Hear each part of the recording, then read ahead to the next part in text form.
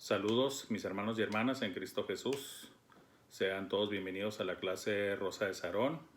Reciban un saludo de nuestro hermano César Sánchez, titular de nuestra clase, y también de un servidor, Fernando Franco. Y bueno, pues sean todos bienvenidos a estas clases virtuales. Recuerden que ya tenemos cultos presenciales, tanto en la mañana como en la tarde. Y las clases por lo pronto siguen todavía así virtuales y les seguimos agradeciendo que nos permitan entrar en sus hogares por medio de estas clases virtuales, tanto a hermanos y hermanas en Cristo Jesús de la propia iglesia o de otras iglesias o de misiones también, o amigos que nos visitan también en nuestro canal por YouTube como Pip Juárez. Y bueno, pues ustedes saben que estamos cubriendo nuestros temas de la revista, estamos ya avanzados en estos temas de la iglesia que Dios desea. Y como saben, estamos cubriendo el análisis bíblico de cada una de las cartas de las diferentes iglesias en el libro de Apocalipsis, que son las 7 iglesias de Asia, en lo que hoy se conoce como la actual Turquía.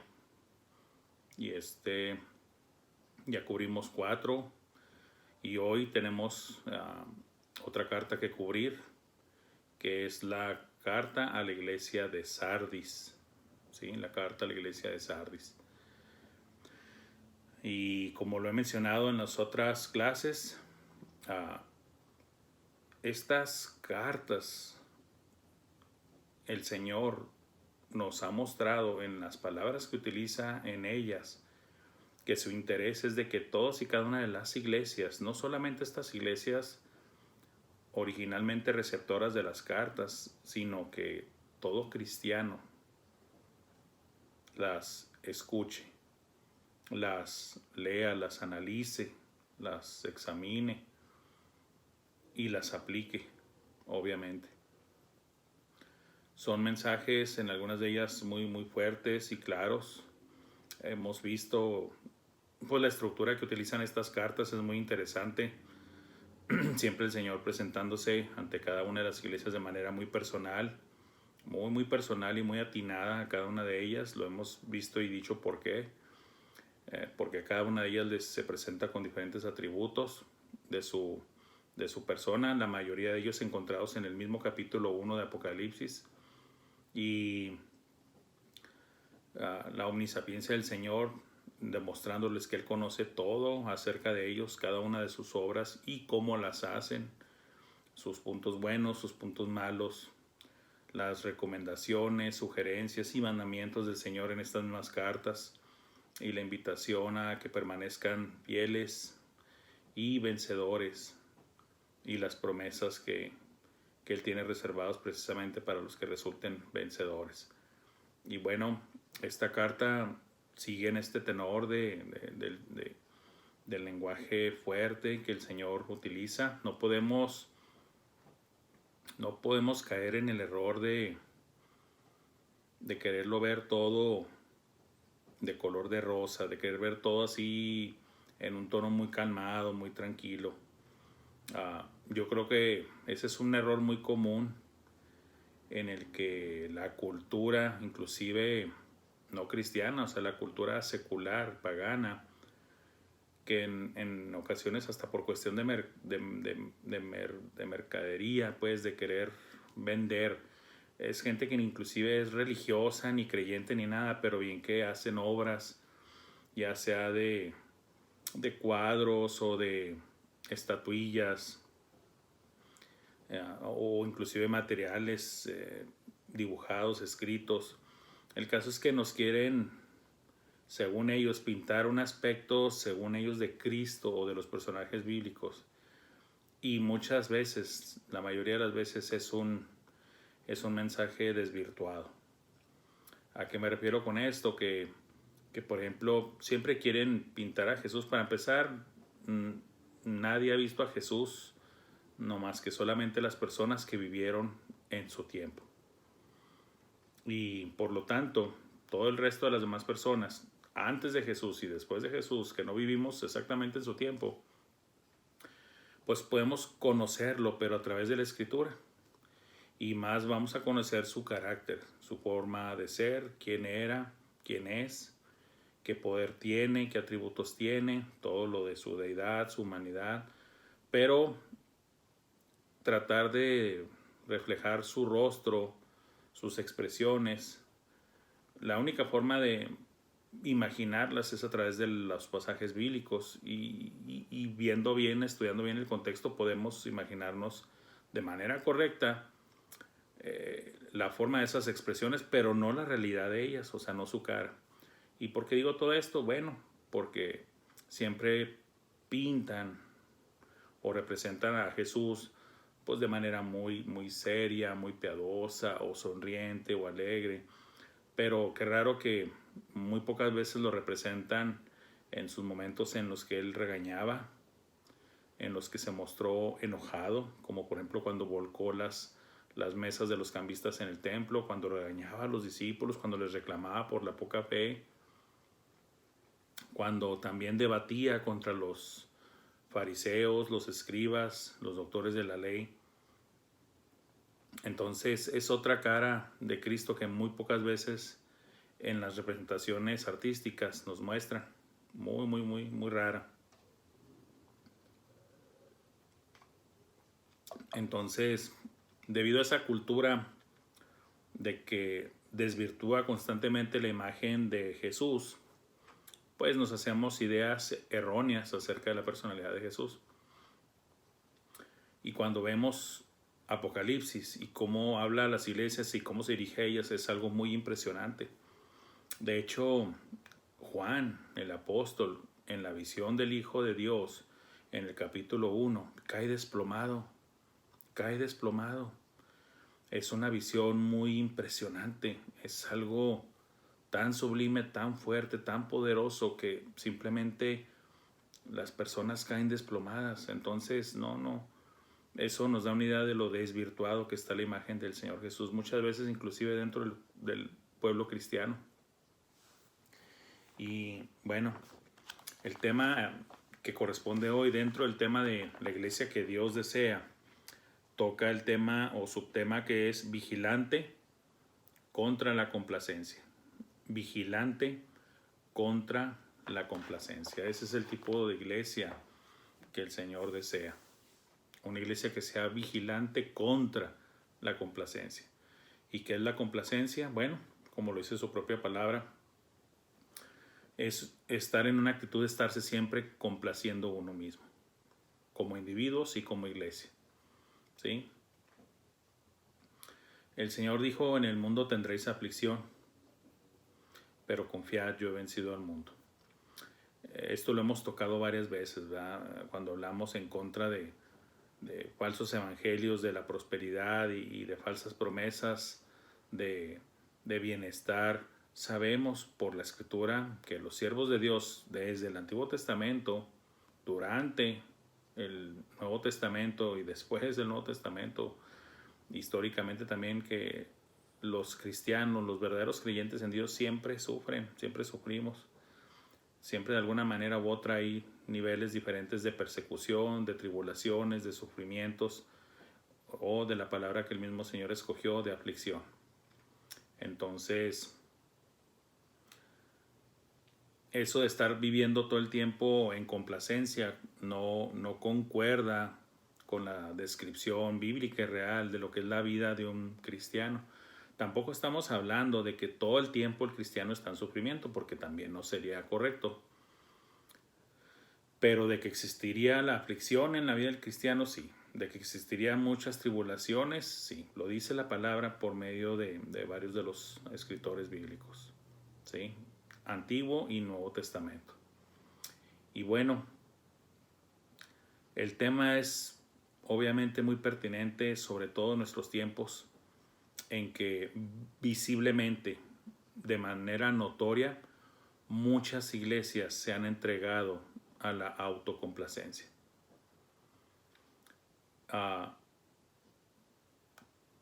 Disfrazando cambios en las propias iglesias de manera interna, en supuestamente beneficio de la congregación, y realmente muchas veces esos cambios son para complacer la carne. Y es evidente y es notorio. Solamente los que están ahí adentro caen en un tipo de autoengaño y creen que todo marcha bien, pero como dice la palabra de Dios, el espiritual juzga todas las cosas, pero no es juzgado de nadie. Es muchas veces notorio y fácil detectar esos errores de actitud, esa falta de entrega, de fidelidad al Señor, esa falta del verdadero evangelio, porque el que tienen está ya adulterado, pervertido, la doctrina está diluida, y todo eso se ve reflejado en la vida de la iglesia, en la práctica de la iglesia. Y digo todo esto a forma de introducción porque el tema de hoy, que es el análisis de la carta a Sardis, es muy fuerte. El título del tema te lo dice, ¿verdad? Vigilante contra la complacencia. Y vámonos directo ya al capítulo 3 de Apocalipsis para empezar el análisis de esta iglesia.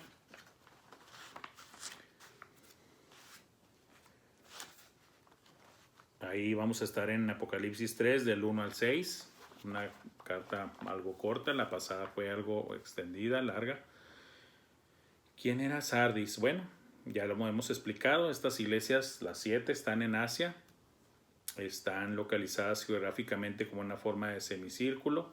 En este caso, Sardis se encontraba como a unos 90 kilómetros al este de Esmirna y alrededor de unos 50 kilómetros al sur de Teatira. ¿Sí? Acuérdense, ya hemos cubierto Éfeso, Esmirna, Pérgamo, Teatira, Sardis, y vamos a seguir Éfeso, Esmirna, Pérgamo, Teatira, Sardis, y vamos a verlas todas a Filadelfia, la Odisea. Esta ciudad fue muy famosa siglos atrás, allá en el siglo 7 o 8 antes de Cristo. Llegó a ser la capital del reino de Lidia, así se llamaba un reino que estaba en esos siglos atrás. Y esta ciudad sufrió muchas conquistas, ¿sí? Muchas conquistas. Estás hablando de 4 o 5 conquistas antiguas. Se dice que el nombre de Sardes o Sardis significa sobrevivientes y que esto hasta resulta casi profético, el nombre de la ciudad, porque pues a fin de cuentas después de tantas conquistas, llámese por inclusive antes de los persas ya han sufrido algunas conquistas, los mismos persas, también los atenienses, también Magno, no Alejandro Magno, pero otro Magno, el mismo Imperio Romano, varias conquistas, e inclusive también en el año 17 de nuestra era, después de Cristo, también la ciudad fue destruida por un temblor y reconstruida por el emperador Tiberio, y ellos en agradecimiento y reconocimiento de lo que él hizo, pues también le hicieron su templo para darle adoración. Recordemos que en estos tiempos en el Imperio Romano se tenía al emperador como una deidad, una de tantas. Muy famosos por su industria, porque estaban interconectados con las conocidas, ¿verdad? Las ciudades conocidas, Pérgamo, Teatira, con todas esas ciudades estaban conectadas, y esta ciudad era muy estratégica por el punto en el que estaba conectado con todos, por eso llegó a ser la capital del antiguo reino de Lidia. Y bueno, también llegaron a ser muy famosos porque habían descubierto un método de purificación del oro y la plata muy peculiar, de tal manera que no era logrado en otros lados, y se cree que esta ciudad se puede decir que es la madre de la acuñación de monedas de plata y oro, porque en particular las que eran acuñadas ahí eran tenidas en mucho valor por el método de purificación que usaban en la ciudad de Sardis, ¿sí? Entonces eran expertos en purificar el oro y la plata, y eso se veía reflejado también en la pureza y en la calidad de las monedas que ellos acuñaban. Por lo tanto, las monedas de esa ciudad tenían mucha valoración en el imperio, ¿sí? Entonces, todos estos son datos importantes para conocer el trasfondo de la ciudad y, por consecuencia, de los ciudadanos de esa ciudad que también conformaban parte de la membresía de la iglesia. Esto es el análisis que hacemos cada vez para cada una de las ciudades, para conocer también el trasfondo de los hermanos y hermanas en Cristo Jesús que estaban en estas iglesias. Para eso nos sirve todos estos datos. Y los venimos reflejando y utilizando al analizar la carta de cada una de estas iglesias. Y bueno, esta iglesia perteneciente a esta ciudad, pues el título que les mencioné que aplicaba a los de la ciudad, sobrevivientes, tal vez era como una meta que deberían realmente haber tenido también internamente los de la propia iglesia, conforme vamos a ver en el análisis, porque la palabra de Dios dice lo siguiente. Apocalipsis 3 del 1 al 2, ya sabe, si tiene Biblia puede leerla, seguirme con su vista, si no, escúcheme. Yo aquí la estoy leyendo, la porción impresa de la Biblia en nuestra revista, que es de la Reina Valera 360, de la Reina Valera 1960. Escribe al ángel de la iglesia en Sardis, el que tiene los 7 espíritus de Dios y las 7 estrellas, dice esto: yo conozco tus obras y que tienes nombre de que vives y estás muerto. Sé vigilante y afirma las otras cosas que están para morir, porque no he hallado tus obras perfectas delante de Dios. Si recuerdan cómo iba el tenor del inicio de las otras cartas, ustedes ya, mis hermanos y amigos, ya pudieron haber notado la diferencia en esta carta. Es un tono más severo, más fuerte que en las otras cartas. Ya de por sí hemos visto que en las otras el Señor dice lo que tiene que decir, sin tapujos, sin andarse por las ramas, porque estamos hablando del Señor que todo lo sabe y no se le puede engañar ni nada. El que tiene los 7 espíritus de Dios, no es de que Dios tenga 7 espíritus, sino que el número 7 en la Biblia y especialmente en Apocalipsis habla mucho de la perfección, del estar completo, el de estar integralmente completo. Es como la descripción que viene en Isaías, tal vez posiblemente esto también sea una referencia a Isaías, de cuando habla de que el espíritu de Dios, el espíritu de sabiduría, el espíritu de esto, el espíritu de lo otro. Algunos dicen no suman los 7 atributos, no suman los 7 aspectos del espíritu. Bueno, es discutible, pero hay una unidad, inclusive en la misma Trinidad, como lo hemos visto. Se puede mencionar que 3 personas, sí, pero es un solo Dios, una unidad en Dios, que se muestra al mundo en 3 diferentes personas, ¿sí?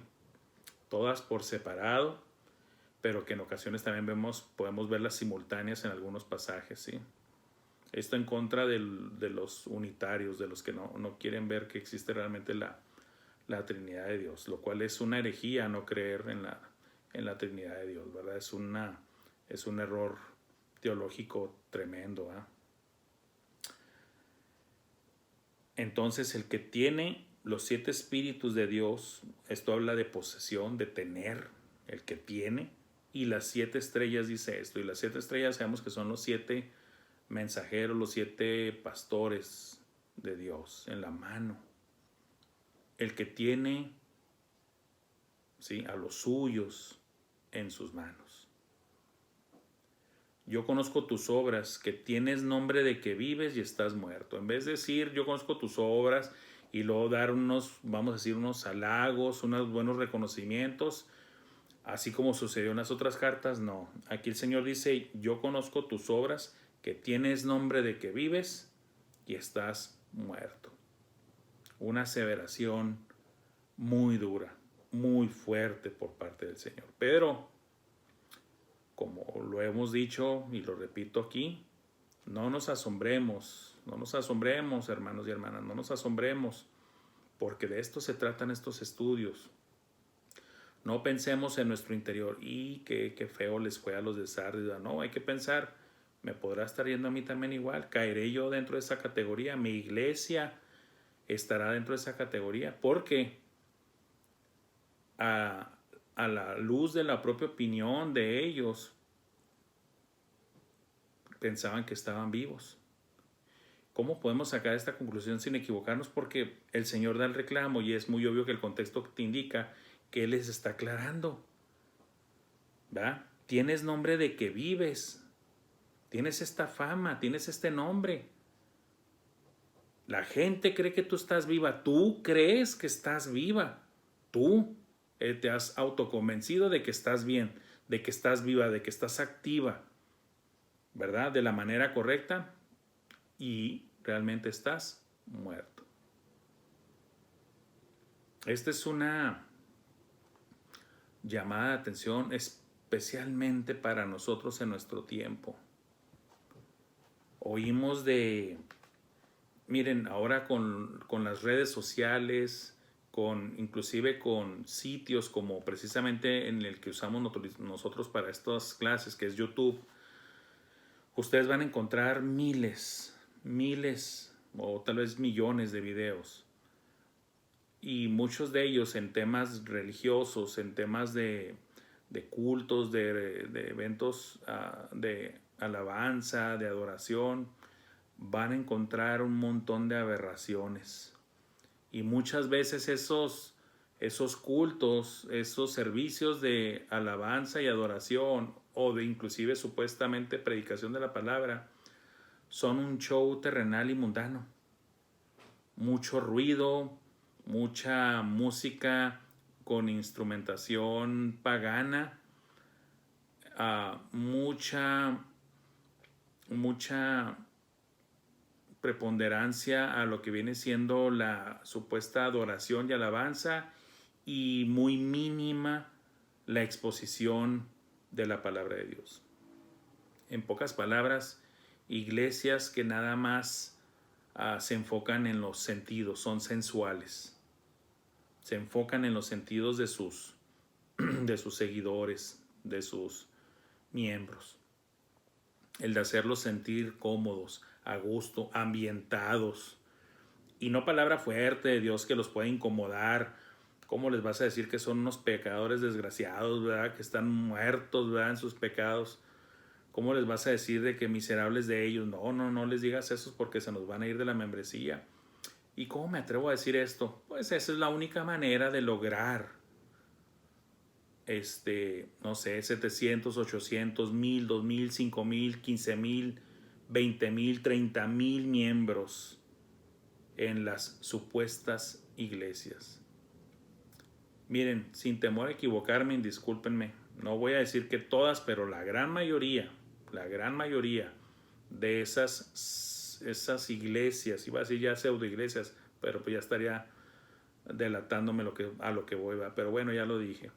Esas pseudo iglesias que acumulan miles y miles de miembros, obviamente no están interesados en las miles y miles de almas para ganarlas al reino de Dios, sino para ganar sus carteras, para llenarse los bolsillos de los diezmos y ofrendas de ellos. Es, en pocas palabras, un negocio. ¿Quién dice esto? ¿El hermano Franco? No, eso lo dijo Cristo cuando dijo: y harán mercadería de vosotros. En pocas palabras, su interés sobre ustedes va a ser solamente monetario. Les van a ver cara de billetes, ¿sí? Y he escuchado yo testimonios reales acerca de estas cosas, y también los pueden encontrar cuando los predican así descaradamente y salen en YouTube, ¿verdad? Casi como diciéndoles y amenazándoles que el que no suelte la cartera va a estar bajo maldición, que hay que dar para la obra de Dios. Sí hay que dar para la obra de Dios y hay que ser cumplidos, pero nada sirve si no se da con la fe correcta, con el corazón correcto, con la intención correcta, con la actitud correcta, con la creencia correcta. Si no es así, es pura mercadería, es puro show, puro sensualismo. Déjenme decir algo bien sencillo. No está en la Biblia, pero lo digo yo. Al que le caiga el saco, póngaselo. Porque para eso son estos análisis de las iglesias. Si te cae el saco, póntelo. ¿Sí? No importa que te sientas ofendido. De hecho, aquí el Señor no le importó tampoco que se sintieran ofendidos. De hecho, la intención del Señor es muy específica en cada una de las iglesias que lo requieren. ¿Qué es esto? El arrepentimiento. Y lo dije así porque hay 2 iglesias que son la excepción aquí en las 7 iglesias de Asia, las cuales el Señor no les recrimina. Son la excepción, 2 iglesias en las cuales el Señor realmente puras cosas buenas dice de ellos. O se abstiene de decir cosas malas de ellos, porque no se las encuentra. No porque no sepa. Él dice, yo conozco tus obras. Él conoce todo. ¿Sí? Por lo tanto, no se equivocó.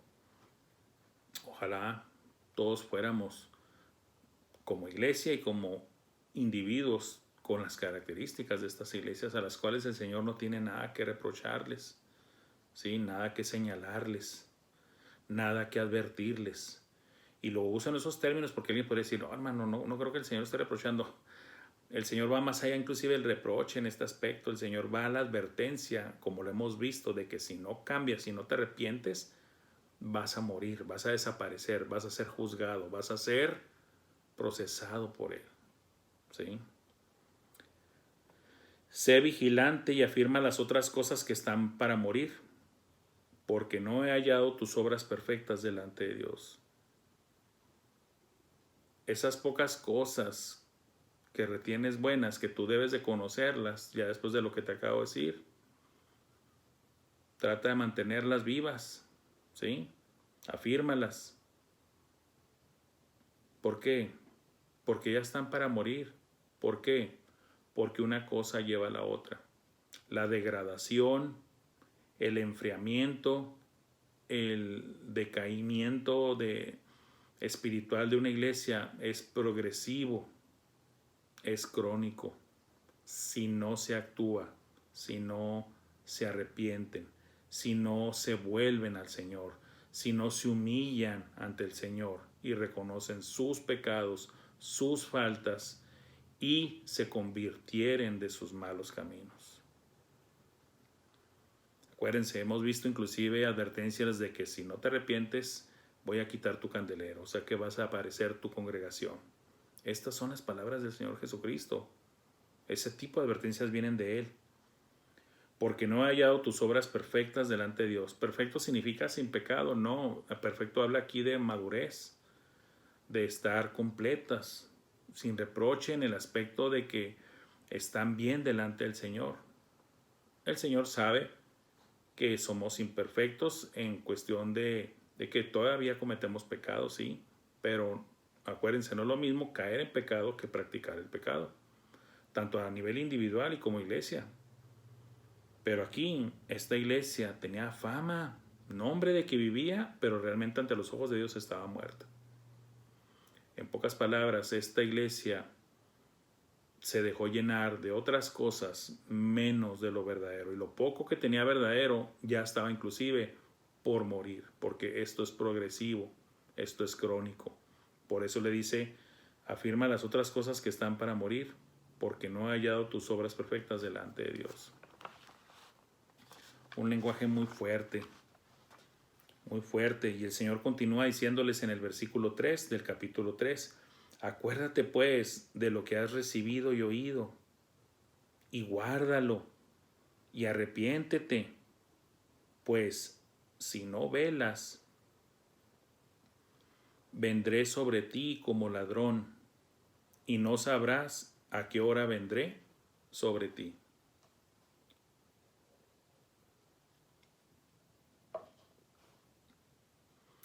¿Qué es lo que ha recibido cada iglesia? ¿Qué es lo que ha oído cada iglesia?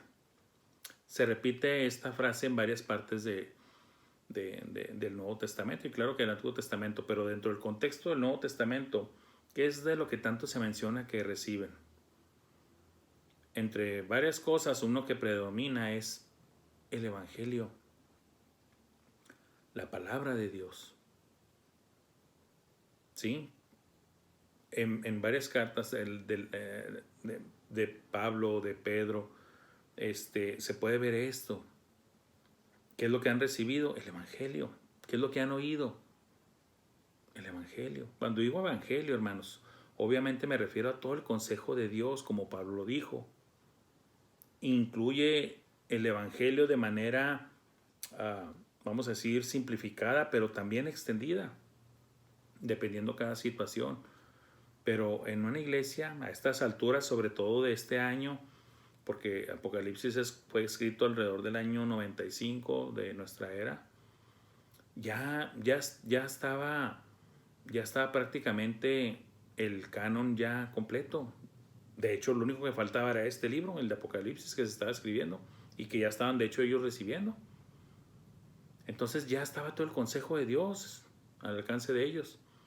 Pablo daba instrucciones de que las cartas que él mandaba a ciertas iglesias también fueran leídas en las otras y viceversa.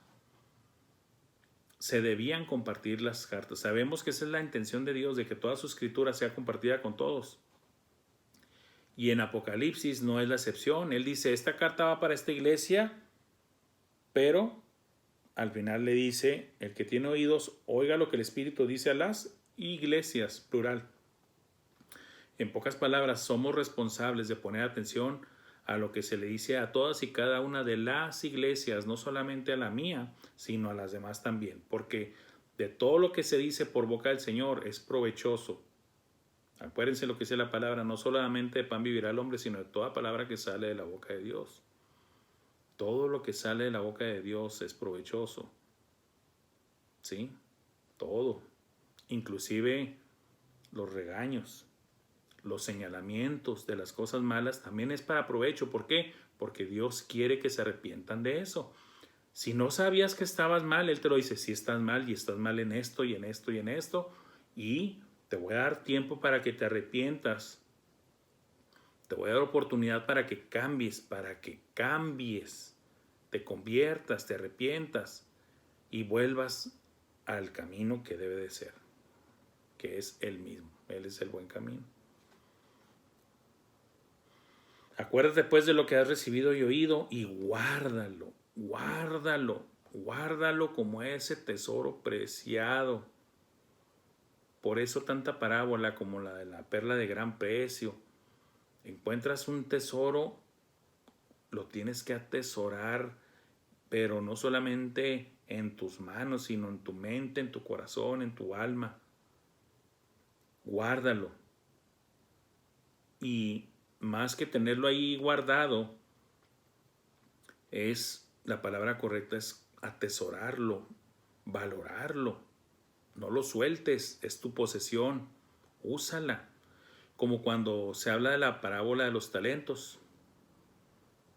Al que guardó literalmente, de guardar, de que lo fue y lo enterró y por miedo de su señor, y cuando viene y pide, nada más regresa lo mismo que recibió, no lo multiplicó, o sea que no se movió, no actuó, no vivió conforme a, pues hasta, como dicen, y al que no tiene, hasta lo poco que tiene se le quitará, ¿verdad? Y dárselo al que más tiene.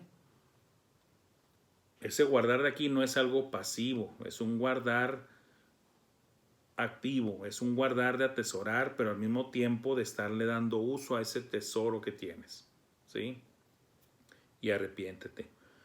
Pues si no velas, este mensaje, recuerden que son para las iglesias, pero también a los individuos. Se nos dice, pues si no velas, si no estás constantemente despierto, vigilante, acuérdense de la lección, vigilantes contra la complacencia. Siempre tenemos que estar despiertos espiritualmente, vigilantes, velando, no dormidos, no dormidos. Pues si no velas, vendré sobre ti como ladrón, te voy a agarrar descuidado. Cuando no me esperas ni te imaginas, te voy a agarrar descuidado como ladrón. Y no sabrás a qué hora vendré sobre ti. Y si es así, significa que el Señor va a aplicar la disciplina correspondiente. ya previamente decretada. Te dio tiempo, te advirtió, te dio tiempo, te dijo tienes que hacer esto para que no te encuentre yo en esta situación. Lo ideal es, de acuerdo a las parábolas y de acuerdo aquí a esta carta, es que siempre el Señor nos dijo que como sus hijos y como siervos suyos, siempre debemos de estar velando y orando, vigilantes, despiertos, despiertos. Obviamente estamos hablando en términos de nuestra vida cristiana, de nuestra vida espiritual. Claro que usted tiene que dormir cuando menos sus 8 horitas diarias, ¿verdad? De preferencia. Pero en términos espirituales, siempre despiertos, siempre atentos, siempre vigilantes, siempre sobrios. Muchas veces escuchamos esto, constantemente escuchamos esto. La pregunta es, ¿lo habrá escuchado la iglesia de Sardis? Claro que sí. ¿Habrá escuchado estos consejos la iglesia de Sardis? Claro que sí. ¿Escuchó los evangelios la iglesia de Sardis? Claro que sí. ¿Sabía de estas cosas la iglesia de Sardis? Sí. Claro que sí. Ya era una iglesia que todavía estaba en existencia a finales del primer siglo. Claro que le tocó escuchar todo lo acerca del Señor. Acuérdense que todas estas iglesias, como en esta también en particular, no es mencionada de manera directa en el resto del Nuevo Testamento, pero hemos dicho que estas iglesias que encontramos en Asia y que no encontramos otra referencia de ellas, por ejemplo en el libro de los Hechos o en las cartas de Pablo, significa que muy seguramente fueron alcanzadas por el ministerio extendido de Pablo que tuvo en Éfeso, porque de ahí llenó toda Asia, la llenó del Evangelio. Todo fue lleno ahí por parte de Pablo y sus colaboradores. Obviamente con toda la honra y la gloria al Señor, que es el autor de todas estas cosas. ¿Sí? ¿Qué es lo que estoy diciendo? Que cuántas veces nosotros no hemos escuchado y leído esas parábolas que el Señor nos muestra en su evangelio y que siempre dicen vigila, vigila, sé sobrio, sé vigilante, debes de estar velando. Recuerden que hemos dicho que el Señor usa mucho la repetición. Pues bueno, el Señor en cuántas ocasiones no habló de estar velando. Inclusive hasta en sus últimos momentos antes de ser apresado para ser crucificado, el Señor siempre les dijo, tienen que velar conmigo. Regañó a su círculo interno, a Pedro, Juan y Santiago, que estaban ahí cerca de él en el huerto de Getsemaní. ¿No habéis podido velar conmigo una hora? Velad y orad. El espíritu, la verdad, está dispuesto. O sea, nosotros oímos y dijimos, sí, el espíritu está dispuesto, pero Cristo dijo, el espíritu, la verdad, está dispuesto, pero la carne es débil. La carne es débil. La carne busca complacerse. Y ese es el peligro, hermanos y hermanas.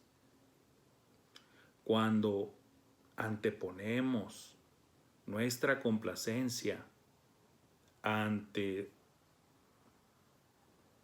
las condiciones de realmente estar vigilantes, sobrios, velando. Un ejemplo muy gráfico de ello es el que acabo de mencionar. Habían tenido la cena, la institución de la cena del Señor. Salen cantando himnos y luego de ahí más noches se van al huerto. Ya Cristo, sabiendo que va a ser entregado por Judas, se lleva parte a su círculo interno de Pedro, Juan y Santiago. Les pide que oren con él. Les pide que oren con él, que lo apoyen en oración, así como cuando alguien te dice, apóyame en oración por esto y esto y esto.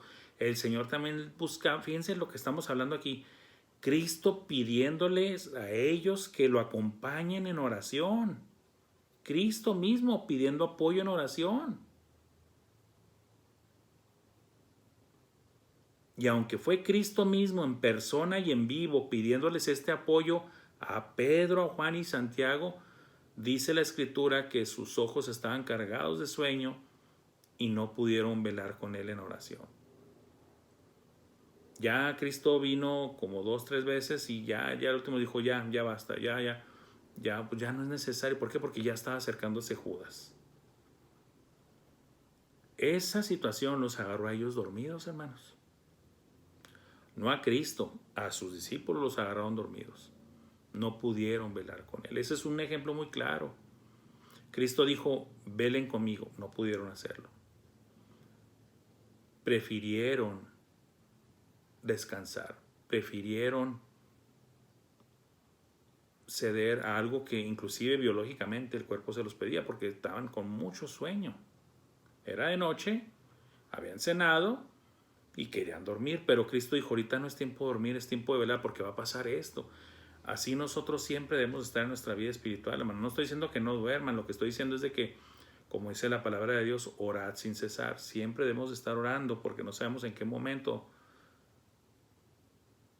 va a venir una situación en la que nos va a requerir de nosotros estar espiritualmente sobrios, vigilantes, enteros, despiertos. No en complacencia.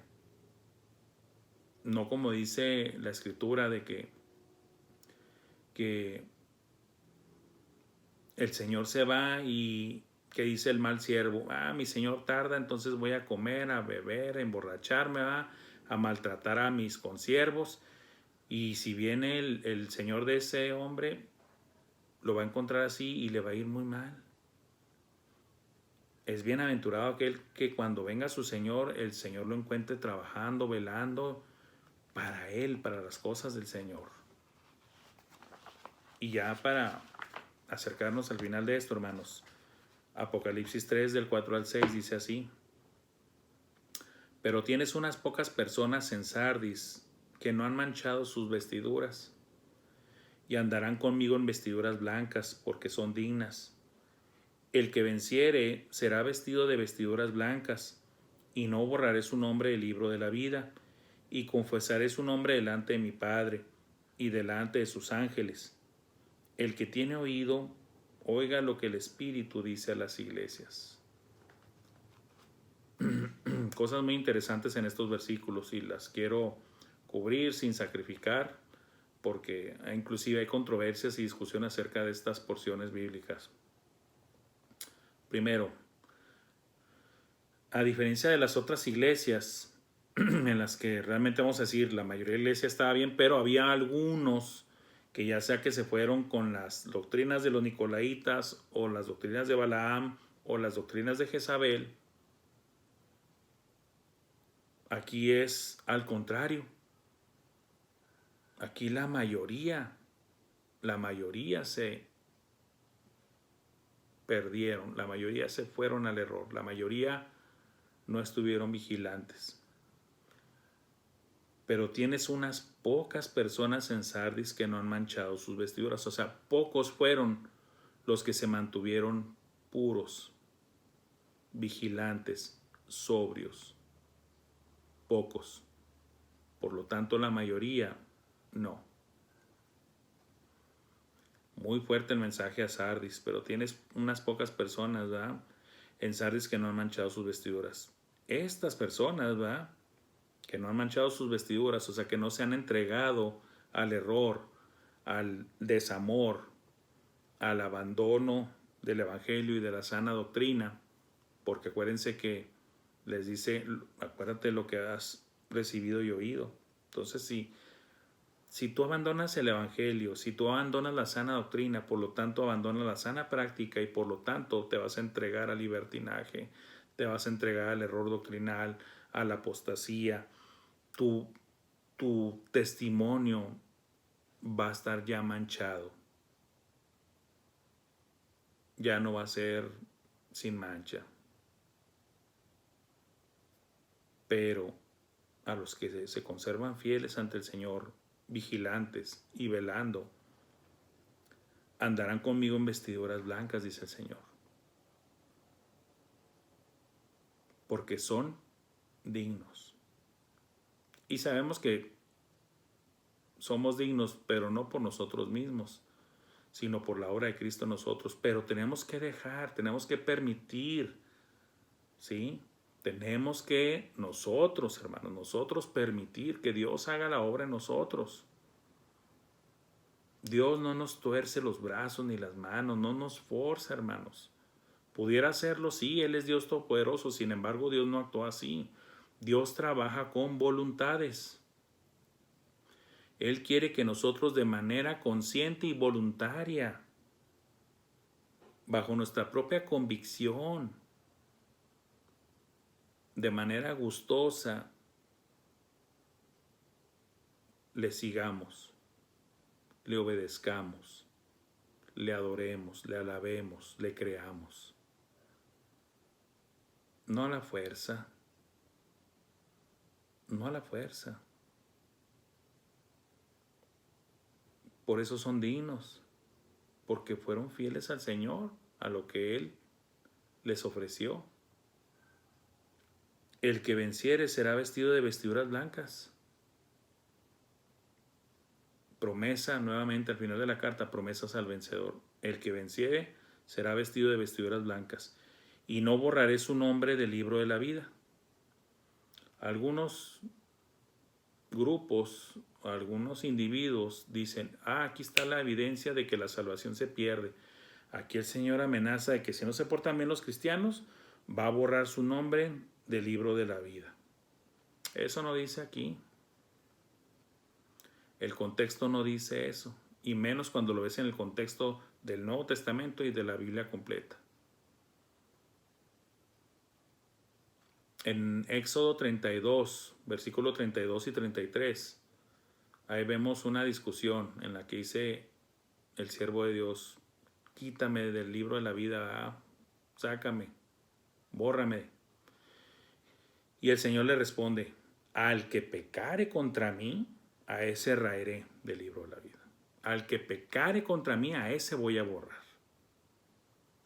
¿Qué significa todo esto? Bueno, no quiero hacer el tema largo porque es muy tentador hacerlo largo, pero significa que Dios es misericordioso.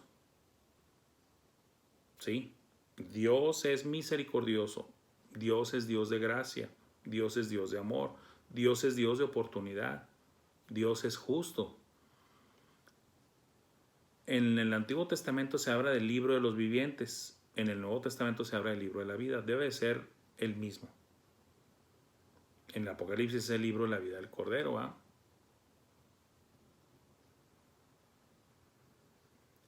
Dios da oportunidad de que todos estén ahí en el libro de la vida. Pero Dios lo advirtió desde el Antiguo Testamento. El que pecare contra mí, ese es el que voy a borrar. ¿Sí? Ahora, usted dice, yo como cristiano caigo en pecado. Sí, todos como cristianos caemos en pecado, pero lo he dicho muchas veces. No es lo mismo caer en pecado que practicar el pecado. Y sobre todo con esta frase que es especial en la Biblia. El que es nacido de Dios no practica el pecado. Cuando eres verdaderamente nacido de Dios, no practicas el pecado. El pecado no es tu estilo de vida diario. Somos pecadores, sí, pero pecadores perdonados y redimidos. Y ya Dios no ve en nosotros el pecado, sino que ve a su Hijo Cristo Jesús en nosotros. ¿Qué es lo que vence al mundo? Nuestra fe. Nuestra fe en Cristo Jesús. Los verdaderos creyentes perseveran. Los verdaderos creyentes llegan hasta el final. Los verdaderos creyentes acaban la carrera, guardan la fe, pelean la buena batalla, según palabras del mismo apóstol Pablo. Y también del apóstol Juan. ¿Quién es el vencedor? ¿Quién ha vencido el mundo? Nuestra fe. Nosotros que tenemos la fe en Cristo. Entonces, esto simplemente es de que la perseverancia de los santos, la seguridad de la salvación precisamente de los creyentes. El que es un verdadero creyente en mí, el que es un verdadero creyente en mí, no voy a borrar su nombre del libro de la vida. Oh, eso es una amenaza, no, eso es una aseveración, eso es una afirmación, Eso es una confirmación. El que es de Cristo no va a ser borrado del libro de la vida. Y los que se borran, como dice la palabra de Dios, al que pecare contra él.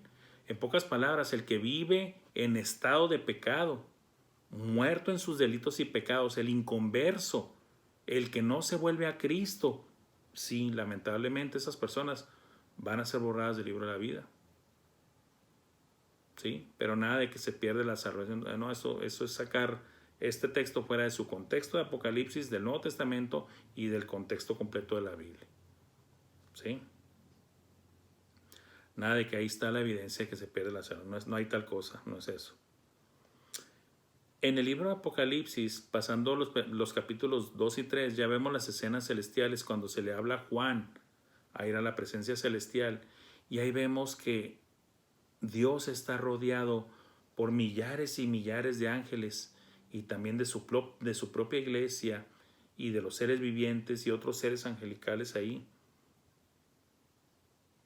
Por eso, cuando Cristo confiesa algo, no es para dentro de sus dientes, no es para Él mismo. Por eso dice aquí, y confesaré su nombre delante de mi Padre y delante de sus ángeles. Por medio de Apocalipsis y también de pasajes del Antiguo Testamento podemos aprender de que está Dios rodeado de toda su corte celestial, millones de ángeles. Y para este tiempo en el que sucede el Apocalipsis, también ya está en la iglesia y durante el tiempo de la tribulación se suman los que van muriendo en la tribulación, que no son la iglesia, son los santos de la tribulación, los que van saliendo de la tribulación. Son otro grupo, es otra dispensación, ¿sí? Ahora viene, como cierra siempre, el que tiene oído, oiga lo que el Espíritu dice a las iglesias. Tú, hermano y hermana, tú, hijo mío, dice el Señor Jesús, que estás escuchando esto, oye lo que el Espíritu dice a las iglesias, incluyendo esta, vigilante contra la complacencia. Lo he dicho muchas veces y lo vuelvo a repetir, hermanos, porque esta frase bíblica queda en estas cartas. El que piensa estar firme, mire que no caiga. ¿En qué cayó Sardis? En el error de creer que tenía un nombre de estar viva. Y el Señor Jesucristo le dice, no, estás muerto. Y las pocas cosas que te quedan otras también están para morir. Por lo tanto, arrepiéntete. Hemos visto en todos estos análisis, hermanos, tantas cosas que se pueden perder, pero que el Señor no quiere que las perdamos. Quiere que las retengamos hasta que Él venga. ¿Sí? Y de manera individual, es ya sea que hasta que el Señor nos llame a su presencia, ya sea por muerte o en el arrebatamiento cuando Él ya venga. ¿Sí? Esto es un mensaje para las iglesias y para los miembros de las iglesias, de que tengamos mucho cuidado de estar complaciendo nuestra persona, nuestra carne, y no al Señor. Al que debemos de complacer es al Señor, no a nuestra carne.